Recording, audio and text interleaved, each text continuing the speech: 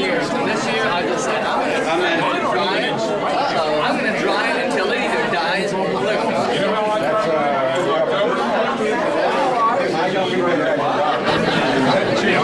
from aggravation to aggregation.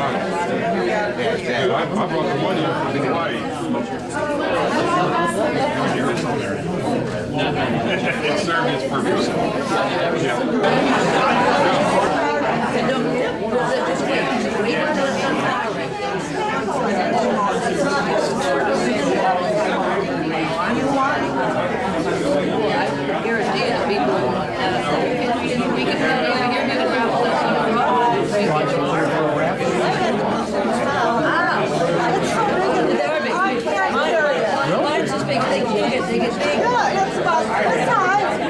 There's about 5 or 6 stocks in it, and it's in a crock pot. Yay, Margie! We have 2 members tonight. Mary Levinska. And Joshua Jones. Hey,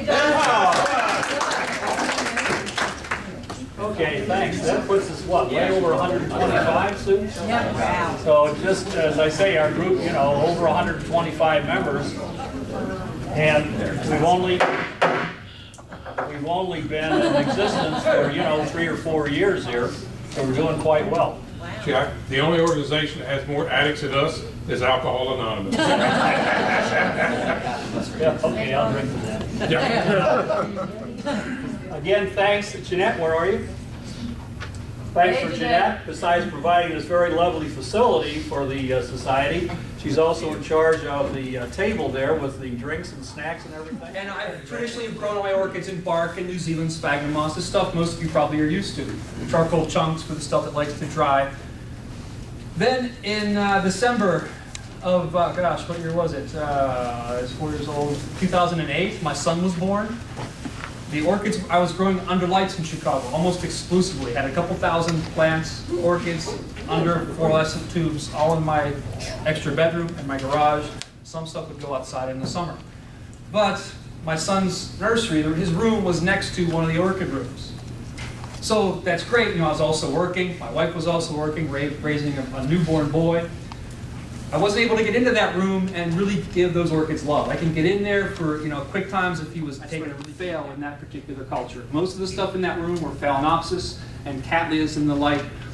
The stuff I really liked, the stuff I cared about was in the garage. Those were my slipper orchids. My Paphiopedilum was something different. And I said, you know, I've been doing all this traveling talking about slipper orchids, mostly growing under lights. And every once in a while on these show tables, I would see people, these really creepy, weird people growing in rocks. In these really odd-looking containers that weren't traditional for orchids that we usually love. And I was like, well, maybe I need to give this a try. It's going to take time to see that. You'll notice, even if you go from potting in bark to potting that same plant back into that same bark mix just in a new pot, stuff you've recently repotted or recently purchased, you seem to love a little bit more. So there's going to be an improvement in that plant anyway, just because it's gotten some attention. So you need to go at least a bloom cycle is my recommendation. So if stuff goes backwards, I mean, if it's starting to get worse, by all means, fix it. But if you're seeing, you know, nothing or improvement, let it go for at least a bloom cycle. Like you said, you know, 6 months or 2 years is even better. It takes time to see those changes. Yeah. Is charcoal a decent medium? It seems to hold salts, is what everybody says. I have no idea. It's not a very environmentally friendly medium. It's expensive. You know, the freight's high on it. So I've not considered it worth trying. Also, I don't believe it will wick very well. And they're cutting down trees that orchids grow in to make the charcoal. So you can try it if you have a bunch of charcoal, but I don't think you're going to see good wicking. It's probably the biggest disadvantage of bark. So you have your hand up for a while. If you're repotting a fowl that's gotten used to growing in sphagnum and you put it into the hydrotide, Yeah. you got to grow all the roots, or how do you get through that transplant shot? Excellent. That's a very good question. I probably should have talked about it. But the reason we put that inch or so of meat at the bottom of our pot to save space for our reservoir is because sort of what Sue, I think, is hinting at. The roots don't like to be forced to be in that reservoir. And I showed you a picture of a Phalaenopsis that had roots going all the way down to that nasty plastic cup. They put themselves there. I didn't put them there. So when you repot, don't pot the current roots below the level of where your holes will be, because they will almost invariably rot away. That's also why we repot when new roots are initiating, because there's a transition period. And this happens if you go from bark to semi-hydro, or bark to tree fern, or bark to sphagnum, or any different way. There's going to be some root loss because the roots are freaked out. They're like, oh, this isn't what I'm used to. And they'll sort of die back a little bit, and you get your new guys coming in. So repot, when your roots are coming out, you're going to see a transition, but they'll hit the ground running as long as you have fresh roots coming out, new roots. Good question. Who else? Yeah. One comment about stay-like gravel. Everybody knows I grow all my plants in stay-like. Now, if you have the problem where you want more moisture in that stay-like, go down to Napa Auto Parts and buy yourself a bag of diatomite. Napa Auto Parts. It's the stuff that mechanics throw on the floor to soak up oil. Golden Bell Lemon Chiffon. Any of the good years. Gorgeous. Any of the good years. Those are gorgeous and blue. We won't discuss. We won't discuss.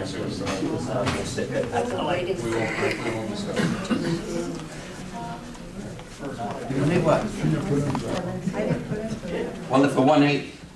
It's a 1832. Oh, I got it. Oh. See, you said you wanted a 1-8. We got a 1-8 for you. You can thank Josh over there. Eye candy. Eye Candy. Yes, Jake. Thank you. Thanks, Mr. Eye Candy over there. Okay. Now you can blame her. I will. Mm-hmm. Do it good. But didn't she pick her own once before? Uh-huh. Okay, it is 1825. Oh, mine was 2-4. All right. Now you have to get up and do a little jig. All new people have to do a jig. I will. Oh, that's so cute. You always predict the first time. It's like you go to a racetrack. You always That's great. Okay, this is $4. $20. $20 bid I have. I have a $20 bid looking for 25. I have a $20 bid looking for 25. Come on, somebody give me 25. You're gonna make me go by ones? I'll do 25. Thank you. I have 25 looking for 73. Yeah, I have 25, I'm looking for 26. 25 looking for 20. All these buds to come out. Oh, God, it's smelling. Oh, and you're gonna give me 28. Okay, because he's gonna give me 27, so you're giving me 28. So now you have to give me 29. I'm gonna give you 30. He's gonna give me 30. And you're gonna give me what? 32. 32.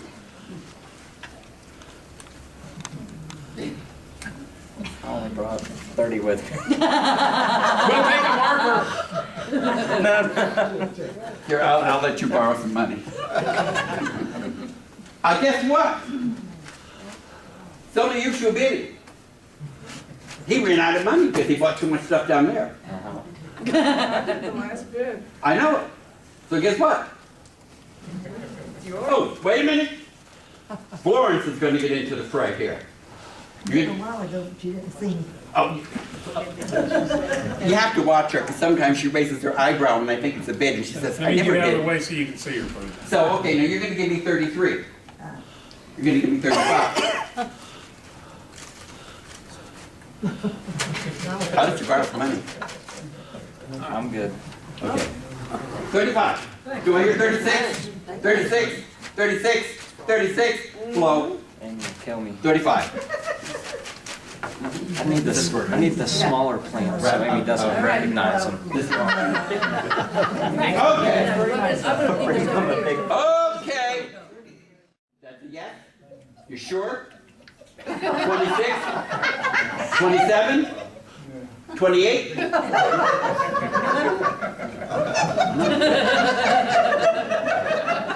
27. 27 missed to that. That's a pretty play. Thanks. Okay. Ooh. Ooh. So everybody, watch your ticket. That was a great one. I would have stuffed that one like crazy. I pretty much did. Okay. So there you go. Okay. Okay, now we're back to the 1/7s again. What do you mean? Oh, you got one. Well, you don't hit the one it's very often. Okay, so I have 172. 0. 1720. Okay. Unfortunately, there's nothing left to raffle off except maybe myself, but I'm too old for most of you anyway, so. That's it, people. Thanks again, Chris. Thank you, everybody, for showing up. Remember, we've got the Ace Hardware this coming weekend and the Kiki Club the following Sunday at the Jacksonville show. Thanks again.